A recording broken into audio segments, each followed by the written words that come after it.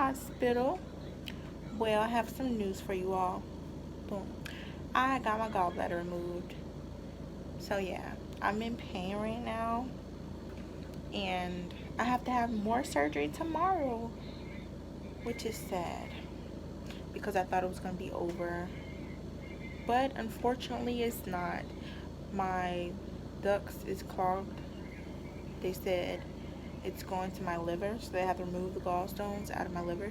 But my gallbladder is completely out of my body, thanks to the God, because those gallbladder attacks is nothing to play with.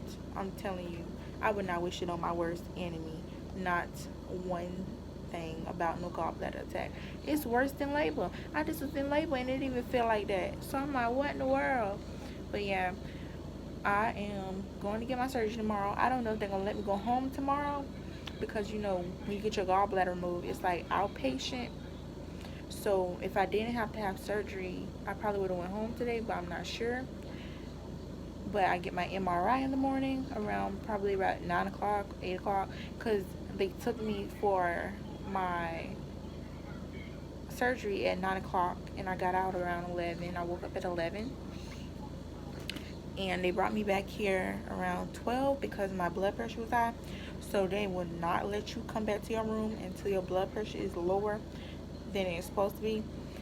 So they had to wait till my blood pressure was low. And I just wanted to see my boyfriend. My mom couldn't be here because she had surgery on her back. But she's coming tomorrow to see me before I go for my MRI and my surgery. So yeah, you guys just pray for me. Pray for my healing. Because this is not fun, not at all. I'm here getting antibiotics now. My bed is over there and I'm sitting in a recliner because I feel a little better. I feel the pain, but I don't feel as much pain to call the nurse and get my medicine. If you can say, like, I had to give my baby soy milk, my newborn, because I am breastfeeding, and I did not want the anesthesia to get into her body. So I just went ahead and I bought her some soy milk. So that's what she's drinking. And she is being watched by my boyfriend because the hospital said that she couldn't spend the night here even if we brought her bassinet into the room because she's not of age of 18, which is a crazy rule because my baby's only 4 weeks. I just had my baby. But it's like, okay, so I just let her go with my boyfriend, and she's gonna be there at his house at nighttime, and then she's coming here during the daytime.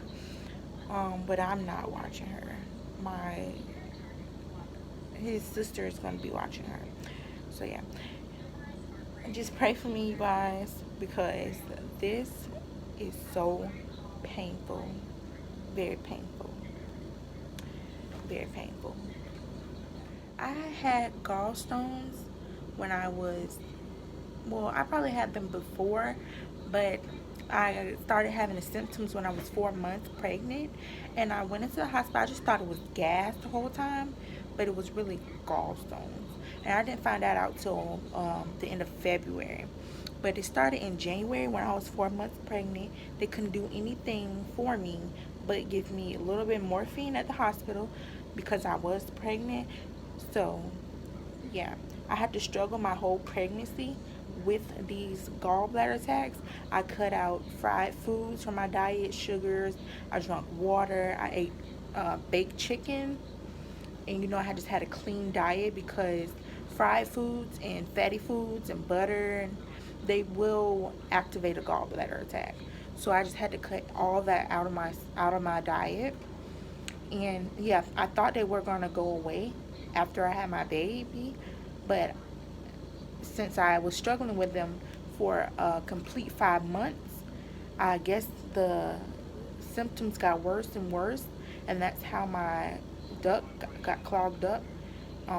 My liver is blocked with gallstones, so they have to take them out tomorrow because it just got worse and worse because I was pregnant and I couldn't get them taken out. So yeah, this is crazy. When I got my surgery earlier, I was just so scared because it was my first time getting surgery and then I was there by myself.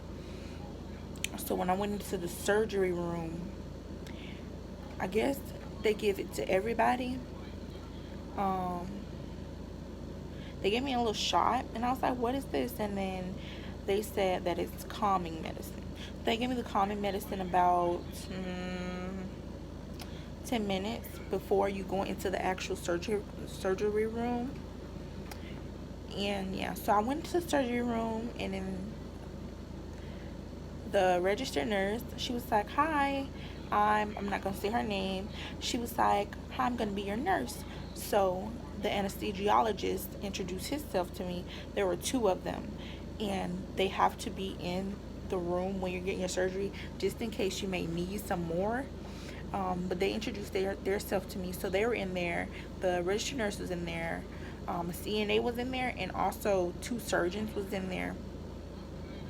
And so the registered nurse gave me oxygen, and she was like, just breathe in here, whatever. At this point, I'm calm because of the shot they gave me earlier. So that's when they gave me some oxygen, and then I'm just breathing, whatever. And that's when the anesthesiologist came, and he had this tube of white stuff. I don't know what it is, some type of white medicine, but it makes you go to sleep. I didn't even know that I was asleep after they put it in my IV. I guess I just passed out. So I passed out. It felt like I was asleep for about 20 to 30 minutes, which I thought it was going to feel like 2 hours or whatever, but my surgery was 2 hours, but it just felt like I was asleep for 30 minutes. So when I woke up in the recovery room. I was crying, I guess, because I went into a shock, like, wow, this is over, you know. And it was my first time getting surgery, so I kind of was in a little shock. So my blood pressure just shot up. So yeah, I told you about that already. They had to get it down. But yeah, I thought they were gonna go away after my pregnancy, but boy was I wrong. They were just conjuring itself to get worse and worse and worse. So that's why that's what I get, kind of, because I should have got myself checked out before my pregnancy, so they could have seen this earlier along. And it's kind of my fault because when I did go to the hospital for it in January, I told them that it was gas. If I would never told them it was gas, they probably would have did an ultrasound, and they would have been able to take them out at an earlier stage of my pregnancy, because I wasn't that far along. But they couldn't do anything when I found out, because I was too far along with the pregnancy. That's why I had to get my baby induced at 38 weeks because of the gallstones. Because every time I would have a gallbladder attack, she would just kick my gallbladder, because she had reached that stage of turning. So when she turned and her head was down, her legs was up in my gallbladder, and she's just kicking. So I had to go ahead and have my baby at 38 weeks. My throat is a little sore because they stuck a camera down in my throat to see everything while I was sleeping. So they stuck the camera down, and then I have about 4 incisions, 1 in my belly button and 3 across the top of my belly. I guess I watched the process before I even went into the surgery, so I know that they burn the gallbladder out, if that makes any sense. And they put it in a little bag in through your belly button, and they just take it out. So yeah, that was the process. But I didn't feel anything. I didn't feel anything until I got back to my main room, and they made me switch to my regular bed. That's when I felt the soreness in my stomach. But like I said, I'm about a level 3 in pain right now, so I didn't call my nurse or my medicine because I feel like the pain is bearable. I'm not gonna get no pain medicine if I can bear the pain, if you know what I'm saying. So yeah, I'm bearing the pain right now. It's like a 3. I wouldn't call for pain medicine until I reach about a 7 or 8, because that's high for me, because I have a high tolerance to pain.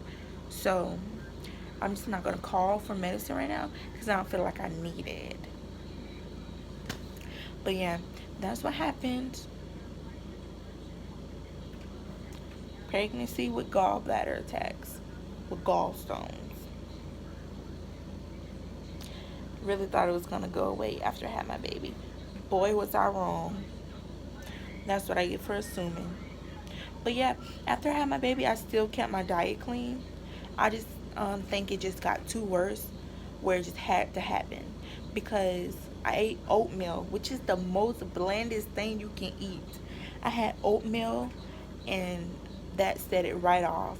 That set it right off yesterday. I mean, the day before yesterday.